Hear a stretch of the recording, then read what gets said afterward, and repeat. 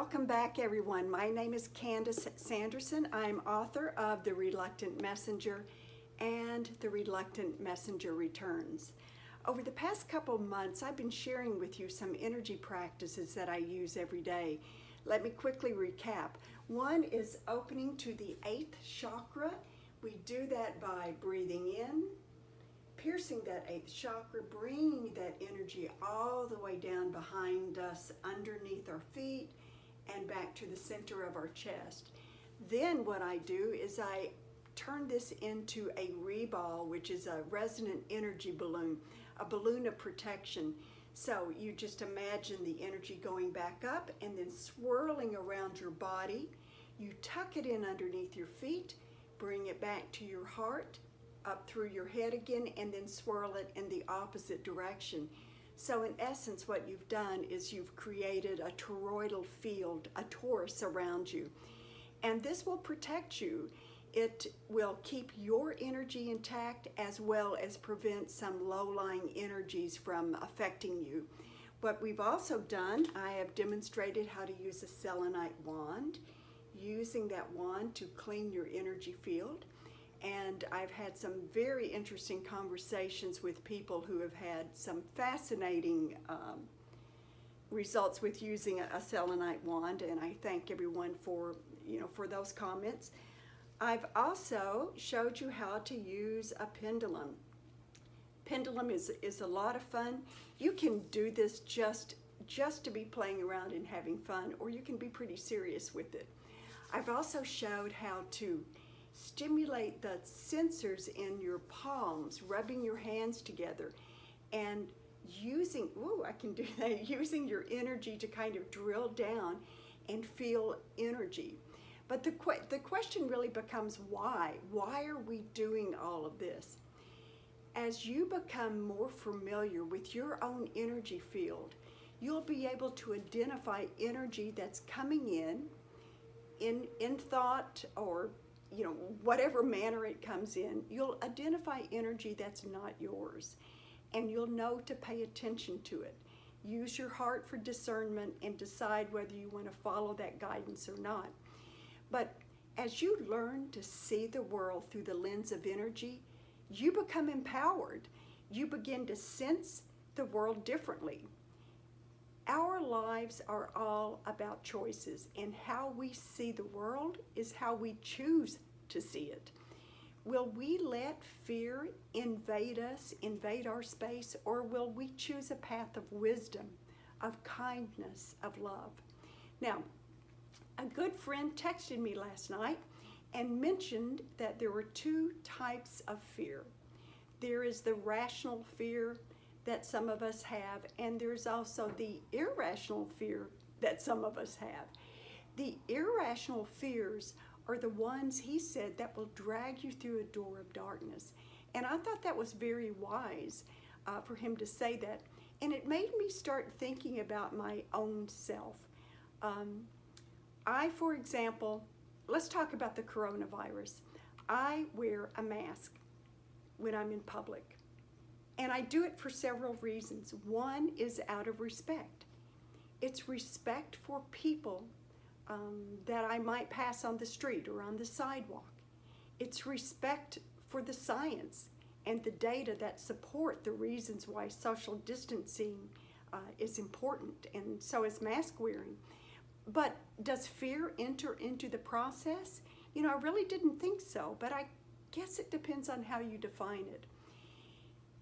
If there is fear there, then it is a rational fear of what might be unintended consequences if I don't wear a mask. It's not the irrational fear, oh my gosh, I've got to wear a mask or I'm going to die. It's the science tells us to cover our faces when we're in public during this pandemic. And if I don't, and I happen to be shedding the virus, out of respect for someone that I'm around, I'm wearing that mask. But again, it's not the irrational fear. When we look around today, and I see how things like social distancing and wearing a mask have become politicized. And I hate to see that, but we see families, we see friends that are being torn apart because they have made this a political choice, when it really shouldn't be about politics. It should be about your guidance, your conscience, and what common sense tells us is right. I had a message the other day. I am actually working on a third project, which might become a book. And while I was working on that, the messengers came to me. They talked to me and told me about, these changes that our earth is going through. And the changes that many people are seeing now is because our foundational beliefs are changing. Our belief systems are cracking at the foundation. And as they told me this, I had this beautiful vision of this large building. And as I looked at it, I could see the foundation of it crumble.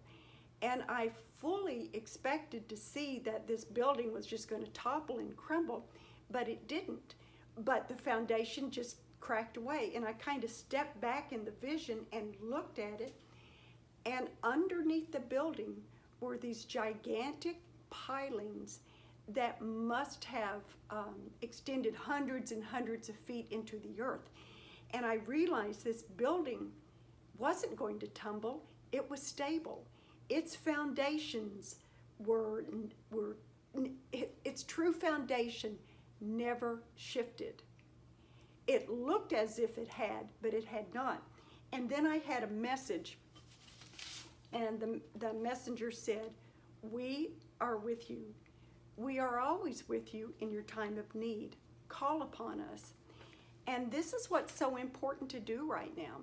We do have guidance from angels and, guides. We need to call on them and ask for their help. Ask them to give us guidance, because that's what they are there for.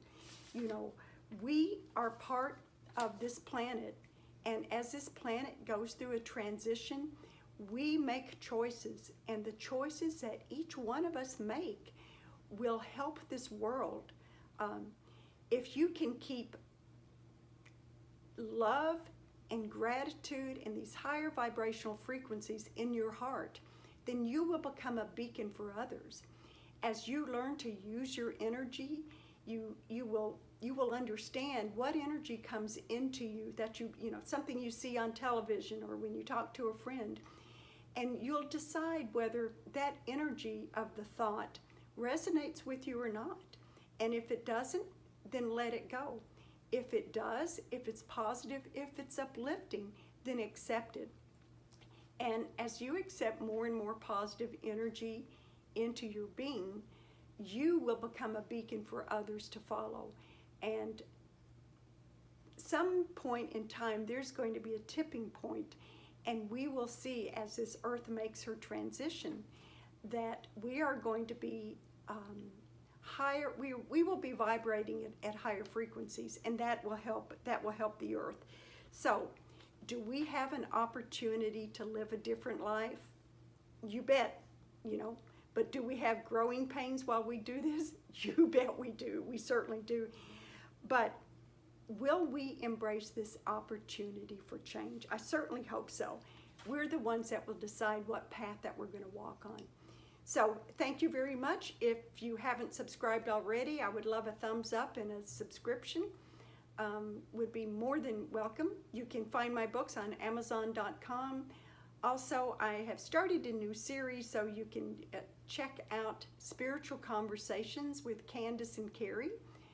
We're doing a few short videos, but until next time, everyone, remember, we are energy beings.